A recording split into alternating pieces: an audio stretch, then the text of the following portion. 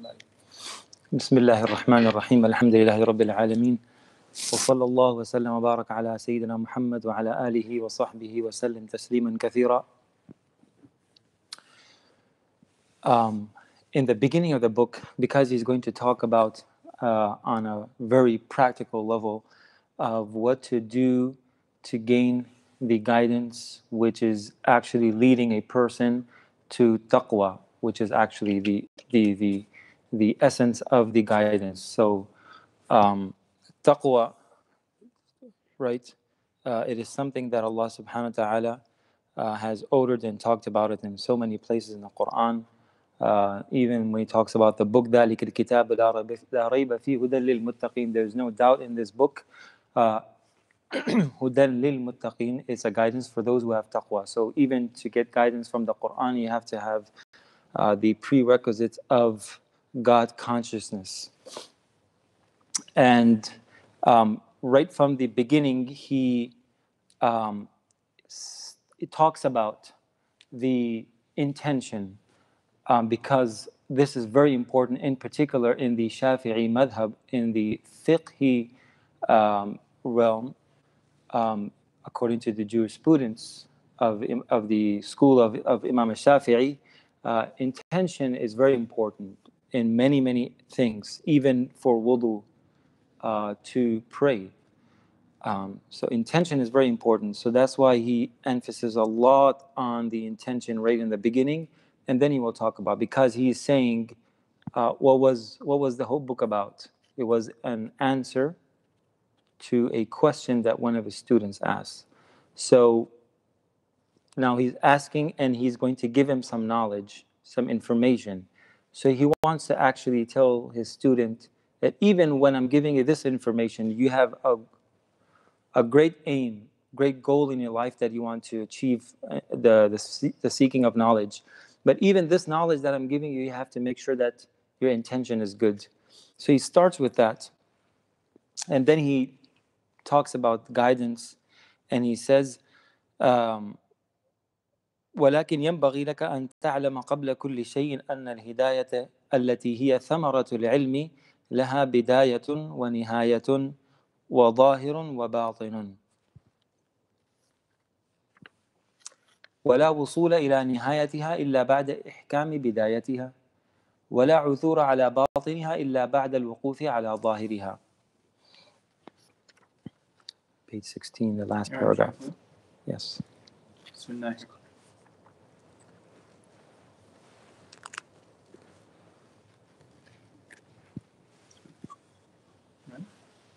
Green, the green color.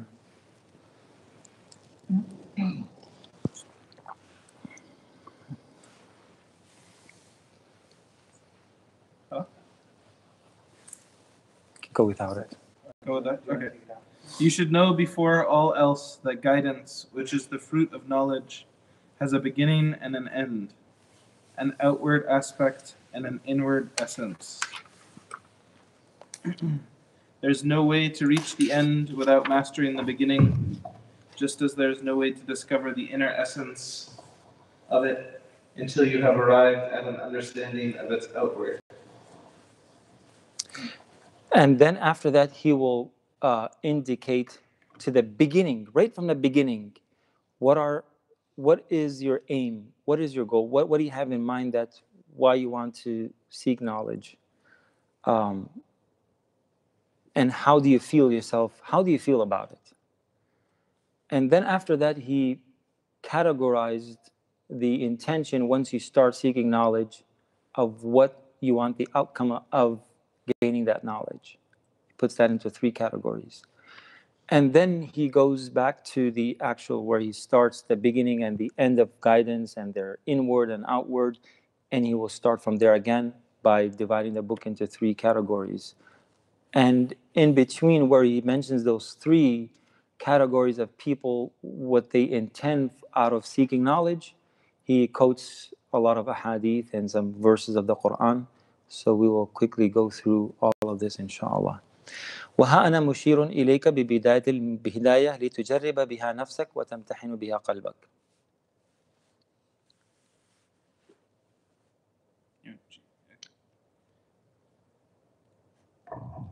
Here I am going to point you to the beginning of guidance, for you to see where you stand and determine what your heart intends. So he's giving you two choices. What do you choose, or what do you have chosen for yourself? So you can test yourself. So he's giving you a thermometer, that how you test yourself, that where you're standing in one of these two. فإن صادفت قلبك إليها مائلا ونفسك بها مطاوعة ولها قابلة فدونك والتطلع إلى النهايات والتغلغل إلى بحار العلوم. If you find your heart inclining toward it, and you find yourself compliant and receptive, then look to the ends of it and immerse yourself in the oceans of this knowledge. That's one. The second, وإن صادفت قلبك عند مواخذتك إياه بها مسوفا وبالعمل بمقتضاها مماطلا فاعلم أن نفسك المائلة إلى طلب العلم هي النفس الأمارة بالسوء.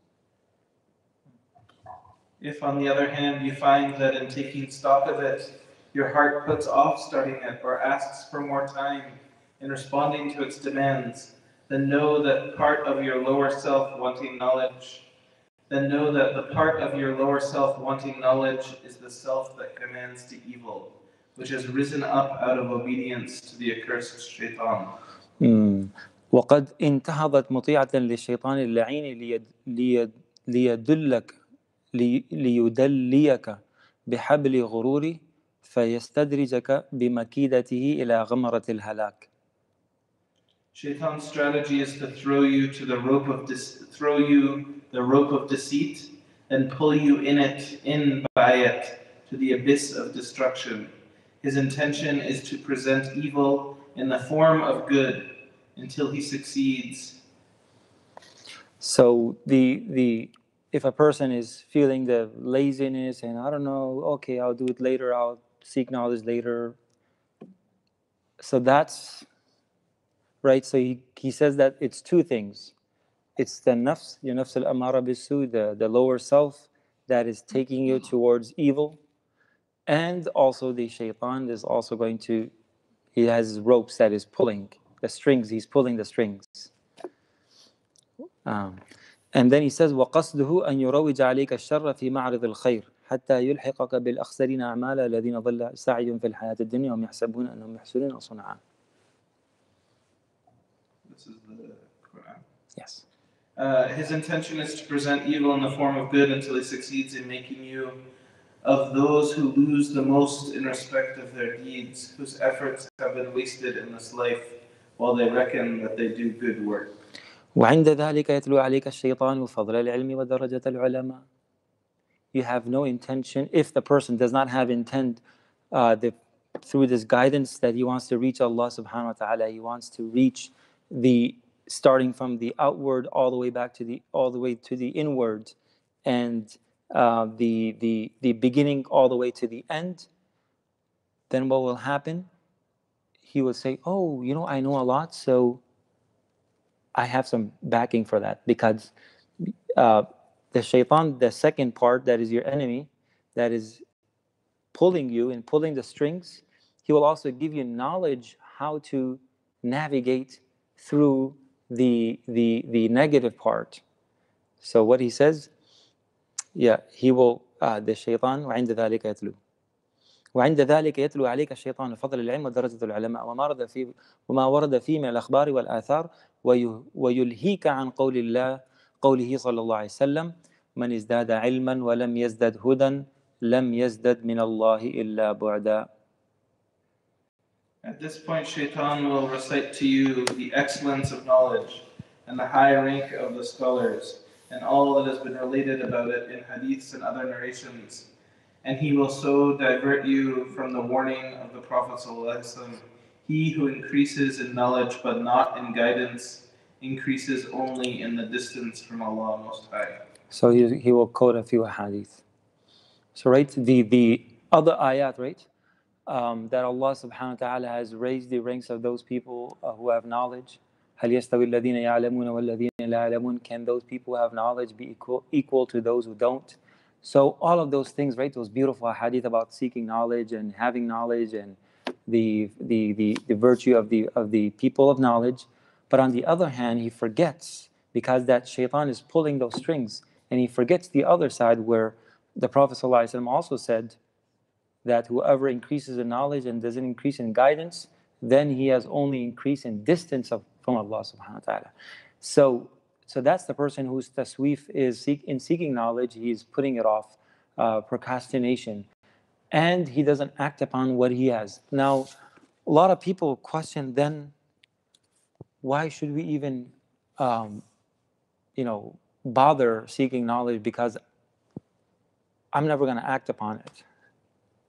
So there's a very subtle difference that the scholars have mentioned, that seeking knowledge isn't it itself, it's an act of worship. It is something that is recommended. It's an act of virtue. It's a virtue in itself. It has its own virtue. And that's why you can only get to the action only after gaining the knowledge.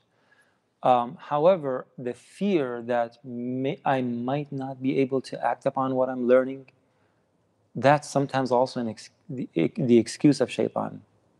That he says, you're not going to act upon, so what's the purpose of learning? So the way out is that the person keeps on seeking knowledge, keeps on increasing in knowledge, and also he strives, he keeps trying. And where does it start? The intention. From the beginning, he intends. And that's why whenever you start something, there's an intention. Even for sitting in a dars, one of our, a lot of my teachers will always make us say the different du'as of seeking knowledge before starting any class. He will make us say a du'a, like, I normally say, أسألك علما نافعا ورزقا واسعا وشفاء من كل داء. This is a very broad and a very general du'a that has an element of seeking knowledge to act upon it. So du'as like that.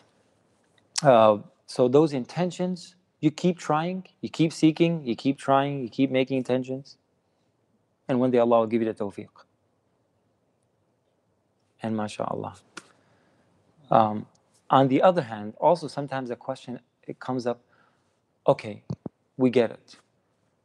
We seek knowledge, maybe we're not acting upon it, and we keep on making that intention, but we are still not maybe acting upon it.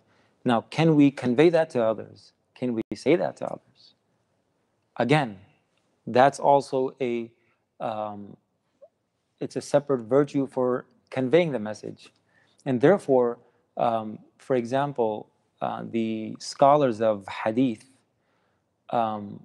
they memorize, or they have mastered the science of collecting and memorizing and going through all the different chains of narrations of the hadith. But the actual fiqh, the understanding of that hadith, they may not be able to extract the meanings of that particular or those ahadith that they have memorized. So what happens? That the Prophet ﷺ said, رُبَّ حَامِلِ فِقْهٍ إِلَى مَنْ هُوَ أَفْقَهُ مِنْهُ. That perhaps a carrier of knowledge conveys that knowledge to someone who is more faqih. He's more of a person of understanding than the person who actually carried that and conveyed that knowledge. And that's why the Prophet ﷺ, he said, glad tidings to those who convey the message to others. And the scholars have mentioned that when you convey a message, again, you make that intention that I'm conveying this message so I can act upon it first, as is very common, right? When you talk to people, when you're mentioning this, one of my teachers used to say that his shaykh, if he used to say that whenever I see something, any deficiency in myself, I start talking about it. I talk to people about it. And the first recipient of that is myself, and then others. So anyway, so that's some of the ahadith that he will mention regarding the wa'id that the Prophet ﷺ said about seeking knowledge and not increasing in guidance, not acting upon it, not benefiting from that knowledge. So knowledge is like a tree, and the actions, as he mentioned, it's like the fruits. If you have a tree and it's not bearing fruits, then there's no point of that tree, but it will definitely benefit someone by sitting under it, taking the shade, although the tree itself is not benefiting. So the fruit is actually the actions that come out of it. So seeking knowledge and not increasing in guidance, that was the first hadith. The second hadith, وعن قوله صلى الله عليه وسلم إن أشد الناس عذابا يوم القيامة عالم لم ينفعه الله بعلمه.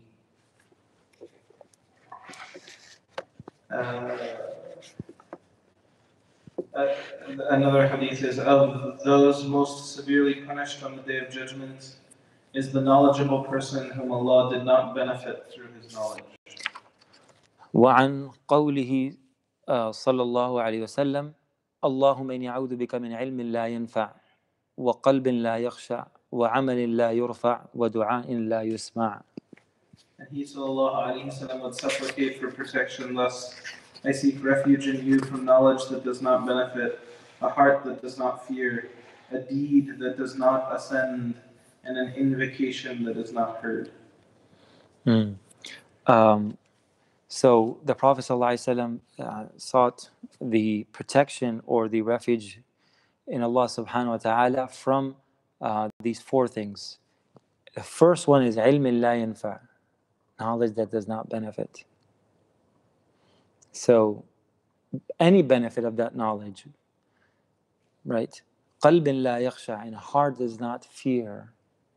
So it's a heedless heart, doesn't heed to Allah subhanahu wa ta'ala, His remembrance, the Quran, the Salah, and every action that a person does. وَعَمَلٍ لَا يُرْفَعْ, and the action that does not ascend to the heavens, meaning that is not accepted. وَدُعَاءٍ لَا يُسْمَعْ, and a dua that is not heard, not accepted. And another hadith is دُعَاءٍ لَا يُسْتَجَابُ لَهُ. So this is a very powerful dua. And on the other hand, he said, Allahumma yasarka ilman nafi'an, give us beneficial knowledge.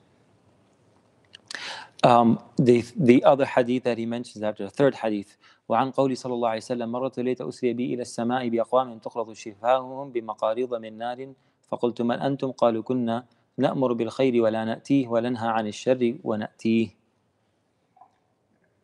And Sallallahu said, on the night of my ascension to the heavens, I passed by people whose lips were being cut by pincers from the hellfire.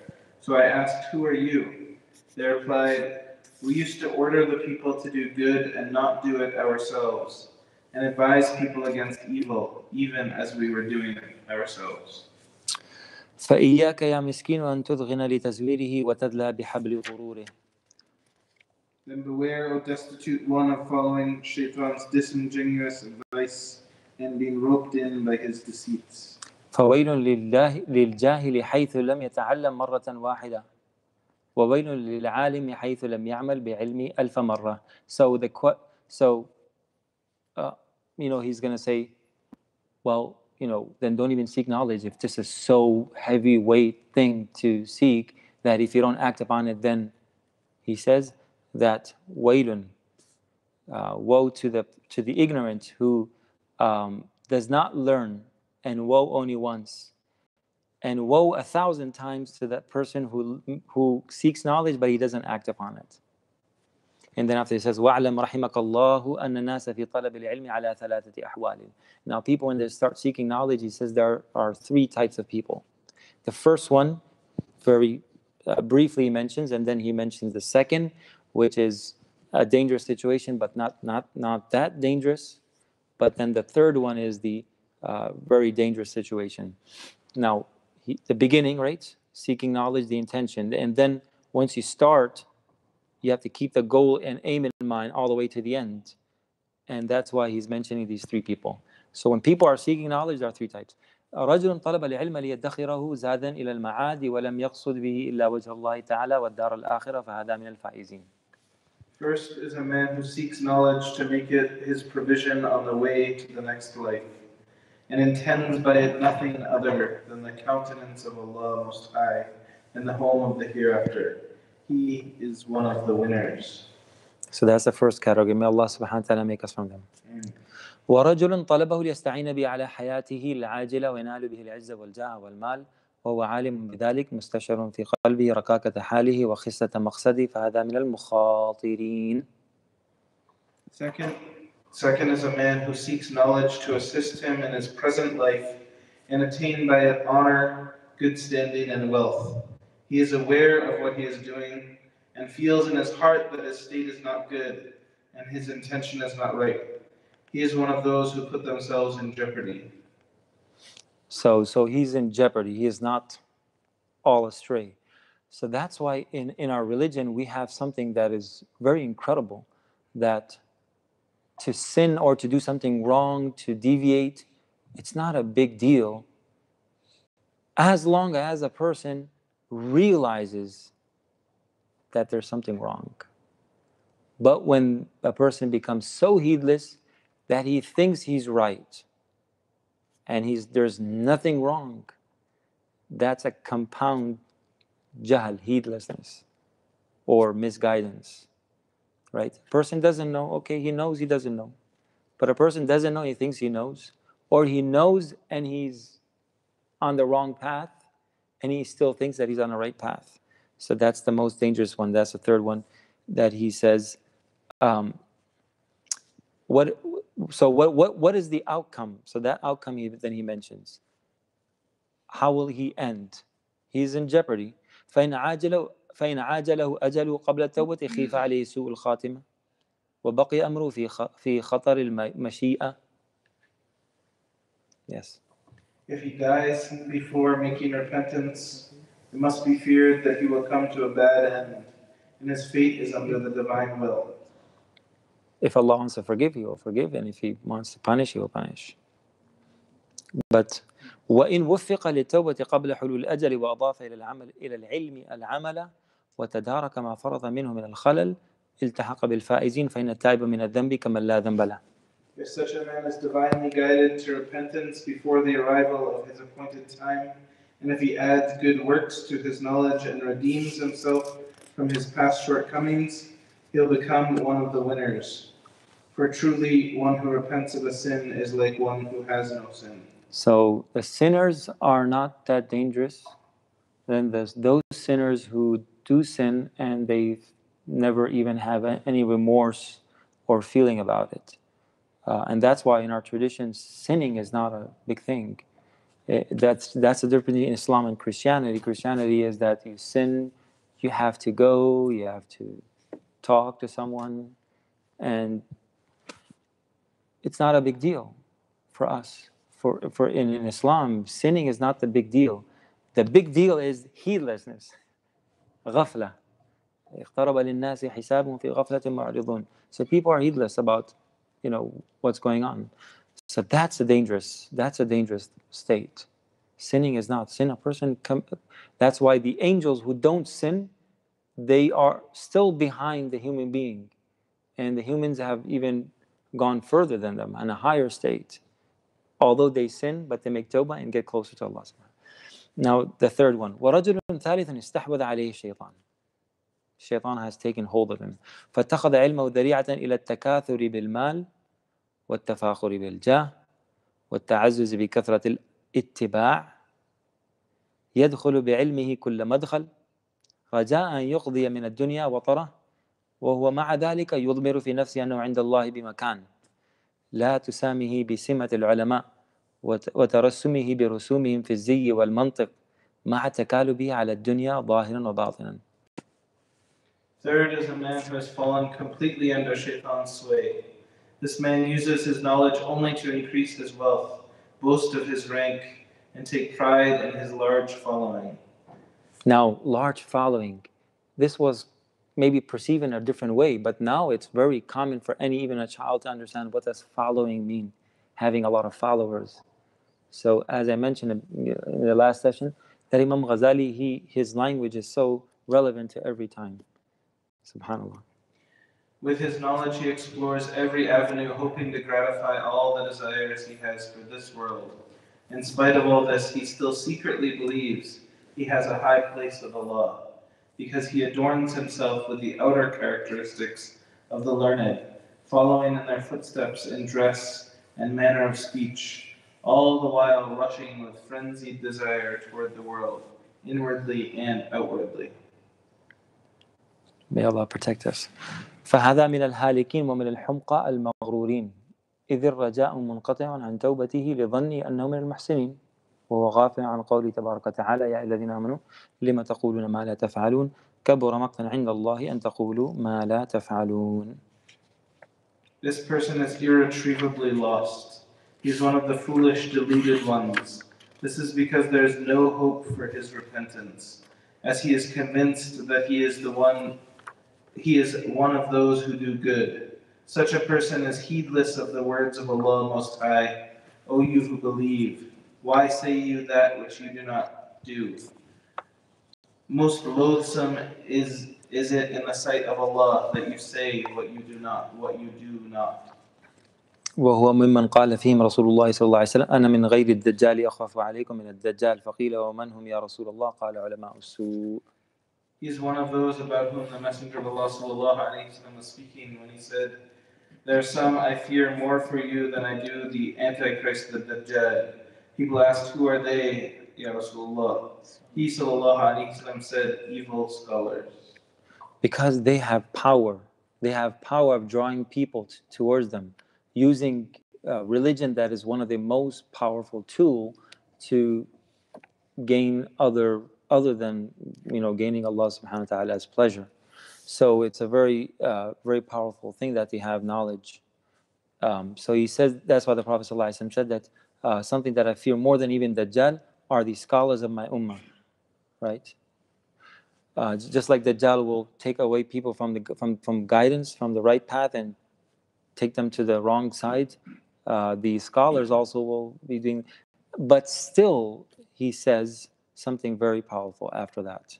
Even though they are very persuasive and very effective and very powerful, but still, he says, وَمِثْلُ هَذَا الْعَالِمِ انصرف الناس عن الدنيا بلسانه ومقاله فهو داع لهم إليها بأعماله وأحواله ولسان الحال أنطق من لسان المقال وطباع الناس إلى المساعدة في الأعمال أميل منها إلى المتابعة في الأقوال.